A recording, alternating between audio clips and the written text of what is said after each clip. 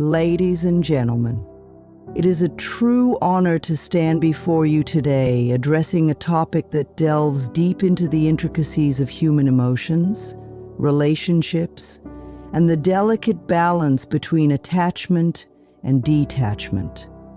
Today we explore a complex and often misunderstood dynamic, the connection between individuals with avoidant attachment styles and their subsequent addiction to those who have practiced no contact. It is a powerful experience that many of us have encountered, whether as the one practicing the no contact or as the one on the receiving end of it. The journey of understanding why those with avoidant tendencies become drawn back to you after no contact requires a compassionate and honest look into the mechanisms of emotional attachment, self-protection, fear of intimacy, and the yearning for love and validation. It is not simply about love or desire. It is about something far more profound, a longing for security in an environment that once felt both safe and unsafe.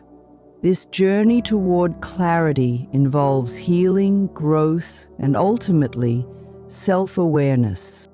The nature of avoidant attachment.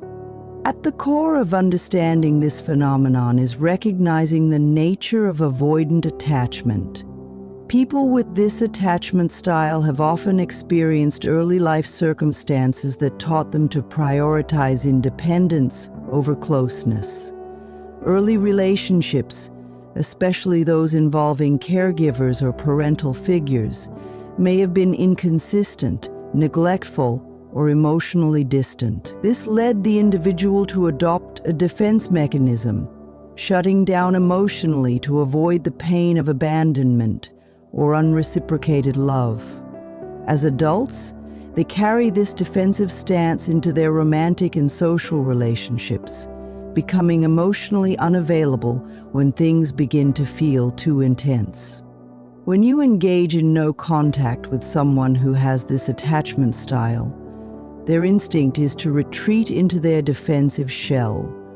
But this retreat is not always as peaceful as it may seem.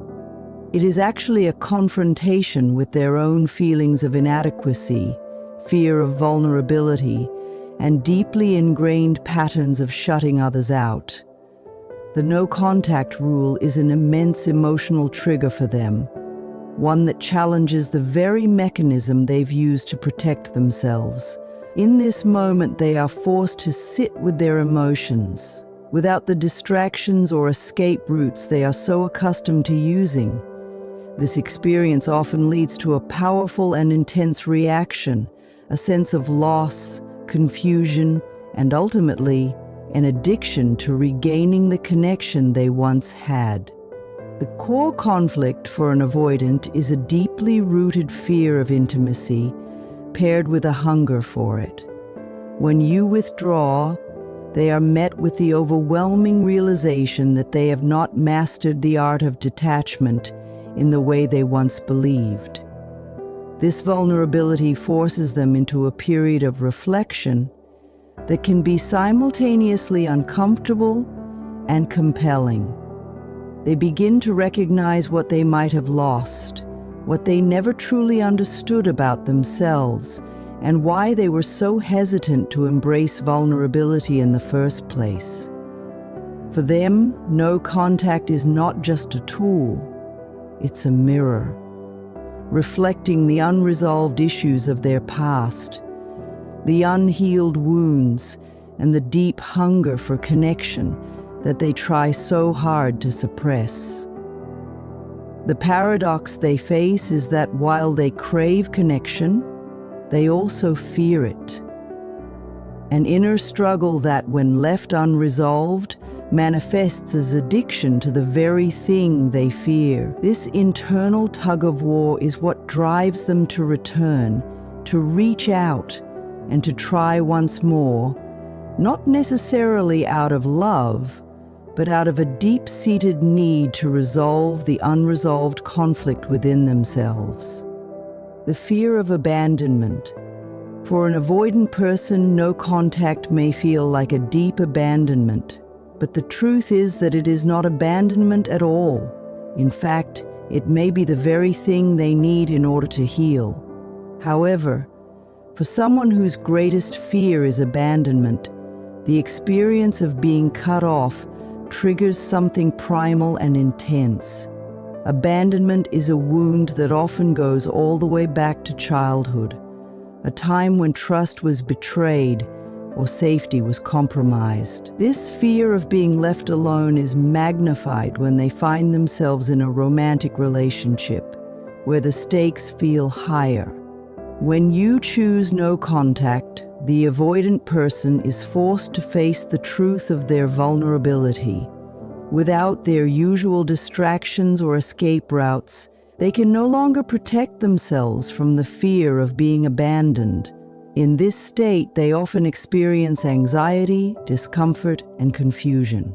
This fear can be so overwhelming that they become addicted to the idea of regaining that connection, not because they have processed their feelings, but because they need the reassurance that they are not being rejected. Their emotional dependency on your attention becomes a coping mechanism, a way to stave off the feelings of worthlessness and fear that no contact has stirred within them. The more they fear abandonment, the more likely they are to return to you after a period of no contact. It's not always out of love or even a deep emotional bond, but rather a deep need to confirm that they are still desired, valued, and worthy of love. It becomes less about you and more about the need to heal the fear of being left alone. In this way, their addiction to your presence is not truly about you as a person. It's about the validation they derive from knowing that they have not been entirely abandoned. Their addiction is rooted in their insecurity and inability to cope with the possibility of being unloved. The fear of intimacy. Avoidant individuals often struggle with the fear of intimacy, a fear that goes hand in hand with their desire to push others away when things get too close. Their lives have been shaped by a deep-seated belief that getting too close to someone means losing themselves or becoming vulnerable to betrayal or rejection. This fear can be traced back to early childhood experiences where they may have witnessed or experienced emotional unavailability in their caregivers. As a result, they learn to self-protect by creating distance between themselves and others. When you practice no contact, the avoidant person is placed in a position where they must confront this fear. The distance you have created causes them to feel the absence of the very intimacy they struggle with. They may feel a deep longing to reconnect, not because they are necessarily in love with you, but because they are desperate to reclaim a sense of control over their emotional state. The desire to restore connection often becomes an addiction because it temporarily relieves the anxiety that comes with intimacy. The addictiveness comes from the need to fill the void they have created in their own life, a void that can only be momentarily satisfied by reconnection. The craving for intimacy, though resisted and feared, is still a very real part of their psyche. No contact strips away the illusion of control they once had, and they are left with the raw truth of their own needs. As much as they want to avoid closeness, they also desperately need it, and this conflict causes a powerful internal pull toward you. Their addiction is not about you as a person, but about their emotional needs being left unmet, which they subconsciously hope you will fulfill. When they return after no contact, they are trying to make sense of this paradox, the desire for connection combined with the intense fear of it. The need for validation. For those with avoidant attachment, validation is a crucial aspect of their self-worth. Unfortunately, their emotional distance and reluctance to engage fully in relationships often leave them craving attention and approval from others, particularly from those who have shown them kindness or care. When you implement no contact, you deny them that validation. In turn, their ego feels bruised, and the absence of external validation can be incredibly disorienting. They may begin to question their own worth and become fixated on the need to reclaim that validation. This fixation on validation becomes an addiction because it provides a temporary sense of self-worth. When you are no longer available to offer this validation, the avoidant person experiences a deep void that they cannot easily fill. The desire to regain your attention is driven not by love, but by the need to reassure themselves that they are valuable, lovable, and worthy of connection. They may feel that the only way to restore their self-esteem is to break the silence, return to you, and seek the validation they have been deprived of. The more they are denied this validation, the stronger the pull to return becomes. It is not necessarily a conscious process for them, but an unconscious need to confirm their value and place in the world. Their addiction to your attention stems from their belief that their worth is determined by how others see them, and without your presence, they feel invisible. It is a cycle that perpetuates itself. The more they seek validation, the more they rely on external sources to confirm their identity, and the more they become addicted to regaining the connection that once provided that confirmation. The desire for control. Control plays a significant role in the emotional life of an avoidant person. Throughout their life, they may have learned that the only way to feel safe is to control their environment and their emotional responses. This often manifests in the form of emotional distance, pushing others away before they can get too close. They create a barrier around themselves, a protective shield that prevents vulnerability. However, when you engage in no contact, they lose the ability to control the situation. They are left in a position where they must confront their own emotions without any outlet. The lack of control creates an intense feeling of discomfort and anxiety. In an attempt to regain control over their emotions and the relationship, they may become addicted to the idea of restoring contact with you. This need for control often leads them to believe that reconnecting with you will bring back the balance they once had, even though that balance was a facade built on emotional avoidance. Their addiction is driven by the desire to reclaim a sense of power over their emotional world, to regain the ability to manage their feelings in a way that feels safe and familiar. This need for control is not about dominance or manipulation. It is about emotional security. The avoidant person craves the certainty that comes with knowing what will happen next, and no contact leaves them in a state of unpredictability. They may turn to you as a means of restoring order to the chaos they feel inside. It is not about you as a person, but about their desperate need for control over their own emotional landscape. The cycle of push and pull. The push and pull dynamic is a hallmark of avoidant attachment, and it plays a central role in the addictive behavior that can occur after no contact. When the avoidant person pushes you away, they are attempting to create emotional distance to protect themselves.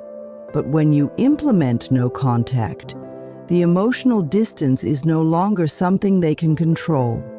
The pull toward you becomes stronger, driven by their fear of abandonment, need for validation, and desire for intimacy.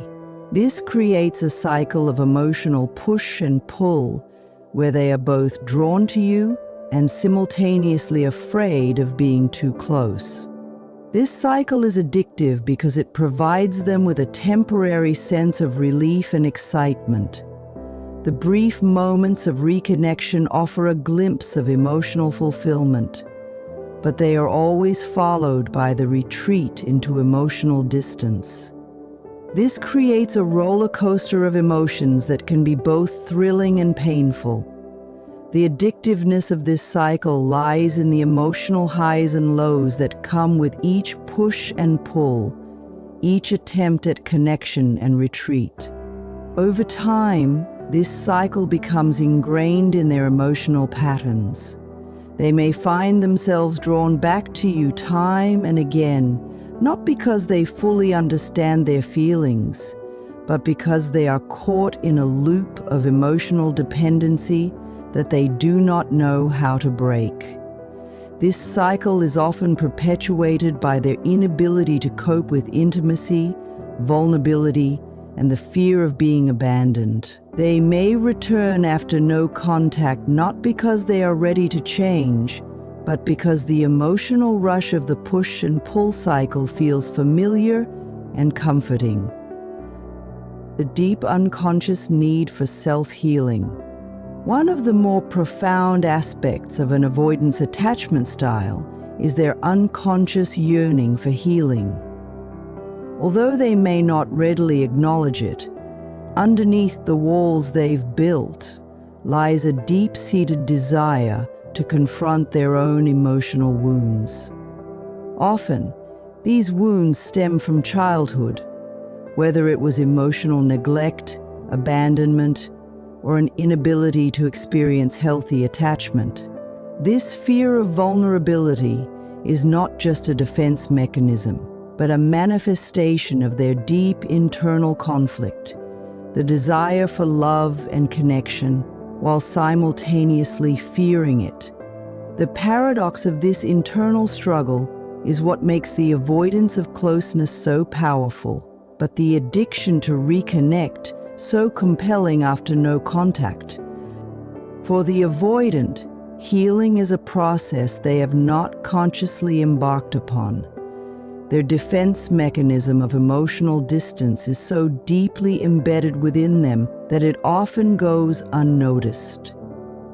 The avoidant individual may deny the pain they feel, pushing it aside in favor of maintaining an air of independence. Yet, when no contact is implemented, they are forced to sit with the discomfort of their own unresolved emotions. In the absence of the usual distractions and emotional barriers they've put in place, they begin to come face to face with the parts of themselves they've long tried to avoid. This creates a profound internal conflict that can often feel like an emotional avalanche. As this happens, the emotional cravings for reconnection intensify. They may become addicted to the idea of returning to you, not only as a means of resolving the tension between attachment and detachment, but as a way to soothe their internal pain. Their return after no contact is not necessarily motivated by the need for love in a traditional sense, but by their unconscious need to heal from the wounds they've been avoiding for so long. There's a yearning for someone to help them process these suppressed emotions. You, as a person who once provided emotional connection, may serve as the focal point for their unconscious search for healing, even if they do not understand it consciously. In many cases, this cycle of returning is akin to a desperate search for validation and emotional resolution, not just from you, but from themselves. The real healing for the avoidant individual can only happen when they take ownership of their wounds, come to terms with their fears, and learn how to build a secure attachment style. But this self-healing journey is incredibly challenging for someone who has spent years resisting vulnerability and avoiding intimacy. No contact acts as a form of emotional reflection, a mirror that forces them to confront their own fears and unresolved trauma. It is in this confrontation that they are, in essence, invited to begin the process of healing. The addiction to reconnecting after no contact is driven by an unconscious belief that the healing they need is tied to someone else, namely you. This belief is rooted in their internal conflict and emotional dependency on external sources for validation. The pain they feel is not only about the loss of the connection, but about the deep need to be emotionally understood and supported. When you initiate no contact, you essentially offer them a space to recognize that healing cannot come from another person, no matter how much they may crave it. Healing is an internal process, one that requires them to confront and work through the very fears and pain they have avoided for so long. Thus, the cycle of returning to you is not just about the attempt to reignite an old connection. It is also about their unconscious hope that you might be the one to help them mend what has been broken inside. It is about their desire to find resolution for the inner turmoil they have carried with them for years.